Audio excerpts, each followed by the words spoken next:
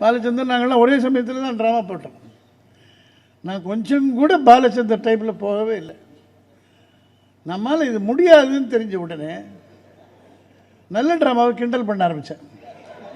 நான் எப்பவுமே அப்படி தான், நம்மளால் முடியாதுன்னு அதை கிண்டல் பண்ணிடுறது.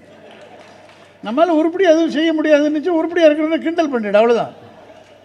அவன் லபதிப்பாக நடிச்சுக்கிட்டோம், பதில் சொல்லிட்டான், இன்னும் பண்ணிட்டு போகிறான். அது மாதிரி தான் நான் பண்ணோம்.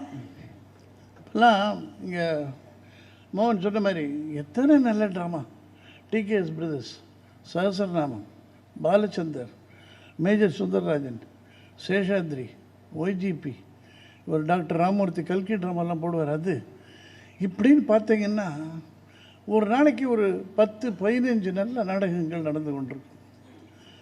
பீக்குன்னா அதுதான் பீக். அதில் போய் நாங்கள்லாம் எப்படி முன்னால் வருது, அதுக்காக தான் எல்லாரையும் கிண்டல் பண்ண ஆரம்பித்தேன். நமக்கு பப்ளிசிட்டி கொடுக்கறதுக்குன்னு சில பேர்லாம் இருந்தாங்க. பேன் பண்ணுறது, முட்டையில் அடிக்கிறது, இதெல்லாம். ஸோ அது அடுத்த நாள் நியூஸ் பேப்பரில் வரும். இன்னும் கொஞ்சம் இன்னும் அப்படி என்ன இருக்குது பார்க்கலாமேன்னு வரும். இந்த மாதிரியே எங்கள் ட்ராமா வளர்ந்து போச்சு.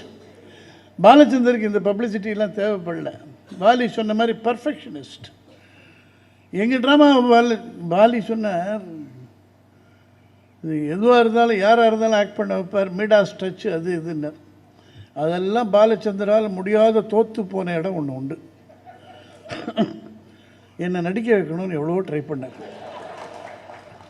ஒன்றும் முடியல. அதனால் எங்கள் ட்ரூப்பிக்கே டைரக்ஷன் வேணான்னு விட்டுட்டு ஓடிட்டார். பாலச்சந்திர ஓட ஓட விரட்டின ஒரே ஆள் நான்.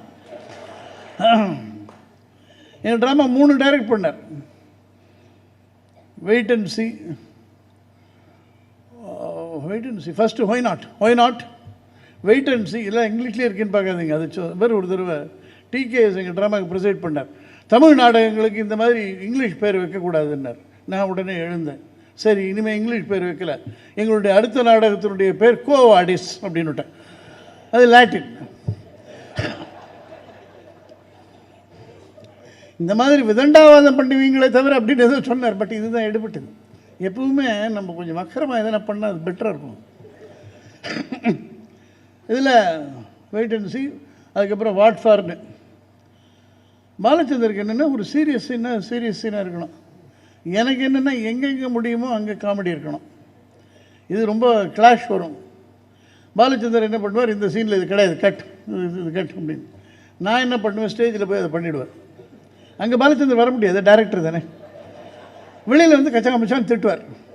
அப்புறம் எல்லோரும் கெஞ்சுவோம், அடுத்த நாள் வந்துடுவார். அப்பா ட்ரில் மாஸ்டர். ஒன்ஸ் அகெயின் எது பண்ணுங்க எல்லாருக்கும் ஒன்ஸ் அகெயின். எங்கிட்ட மட்டும் அந்த ஒன்ஸ் அகெயின் கிடையாது. என்ன எத்தனை தடவை பண்ணாலும் இவன் இப்படி தான் பண்ணுவான்னு தெரியும். ஒரு இடம் மார்க் பண்ணாருன்னா அந்த இடத்துல நிற்கணும். லைட்டிங்னா அப்படி இருக்கணும். இதெல்லாம் அப்போவே நல்லா தெரிஞ்சு போச்சு. ஒரு பெரிய டைரக்டர் நான் சொல்லியிருக்கேன் அந்த சமயத்துலேயே, பாலு நீ பெரிய டைரக்டராக வர போகிறேன்.